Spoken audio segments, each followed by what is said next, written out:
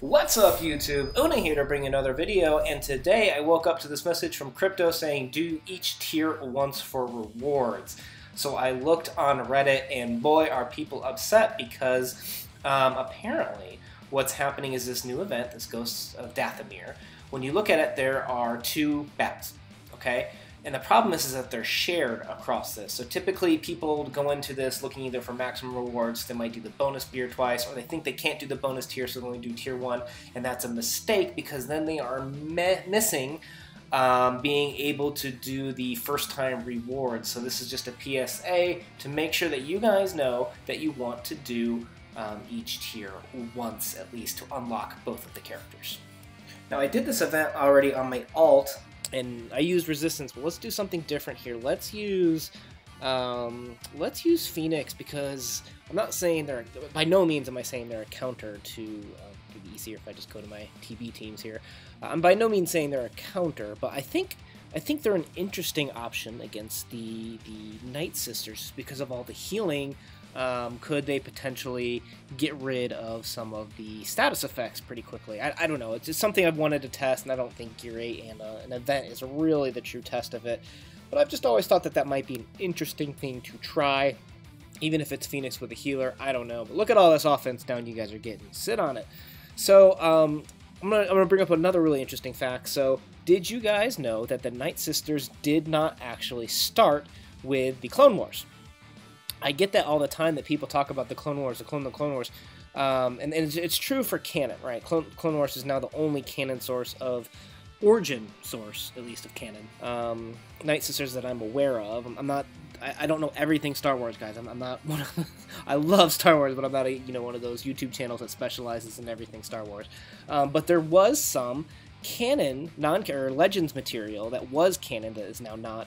About the Night Sisters. So I just thought that that was interesting, but it's something worth checking out. You can go to the Wikipedia page and read more about it, but check this out: the Spirit Shroud, immune to all damage.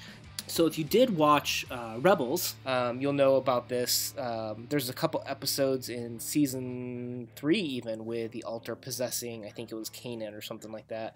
I don't know. I want to go back and review that, but it's definitely from the show, and I love how they use the different angle here. It kind of reminds me of the ATST battle angle, and then also the Night Sisters obviously were in Clone Wars too, but it got brought into Rebels. So I just love the way they're bringing it across different universes, and I thought I would bring Phoenix in just across that too, in case people hadn't seen that. Another interesting thing that I really like about Night Sisters, just in general, not even in the game, is that growing up, I always knew that Force Ghosts, I don't know what the source was, I could probably find it on Wikipedia or whatever, but for some reason the Sith couldn't become Force Ghosts, and if you guys know, leave a comment in the leave a comment down below why, but I just know that was like a fact I had in my head, was that the Sith could not become Force Ghosts, and Qui-Gon Jinn was the first one to figure it out. Obviously, that went down to Yoda and eventually to Anakin Skywalker or Hayden Christensen. If you saw the remastered versions, that still drives me nuts that they put him in over the original Darth Vader. It's just like, why? But the Night Sisters are interesting because they're the first dark side things that dabble in ghosts and skeletons and stuff like that. It's kind of, it's Halloween now, so that's kind of cool, that's kind of creepy. But I just always thought that was interesting because in my head I was always like, well, I didn't think that the Sith could raise from the dead. I guess it's pretty unnatural, these zombies and stuff, but I don't know, I just thought that was interesting that the Sith are not supposed to be able to do that, yet they have these ghosts and stuff like that. But obviously the Night Sisters are very powerful. I'm not saying that breaks canon, it just causes me to pause to think like, I wonder why that is. So I don't know, just thought I'd share that with you. So far I am seeing them cleanse a little bit of the plague, but if they were to have a whole bunch of plagues, I'm not sure that it would cleanse. And I'm not sure, is plague considered a debuff? Because I would have thought, so what I'm seeing is when they land plague, I would have thought it would just disappear right away, because as soon as you get that debuff, you should be getting some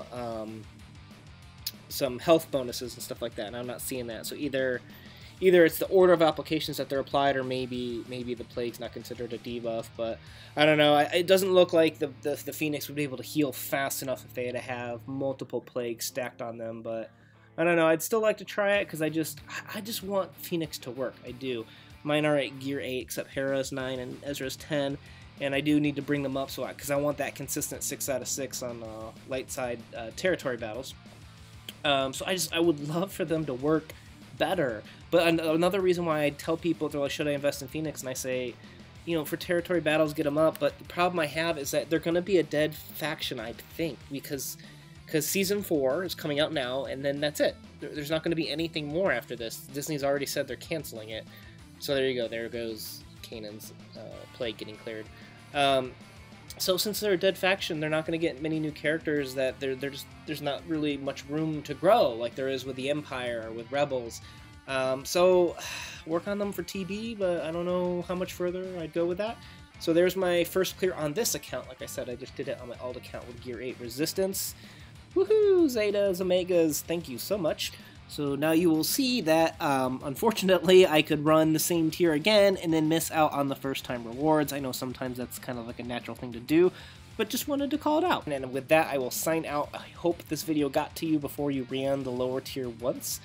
I don't know, or at least you know now. You can look at the rewards, I guess, and make your own assessment as to whether you'd want to run the bonus tier twice or what. But yeah. That was really, really easy. I love the altar. They brought that from the story. I don't know, I just think the Night Sisters are cool. I think their mythology is cool about the background and just the ghost thing. It's just, it's a cool thing. So with that, guys, I wish you luck with this event and with all your farming. Una, out!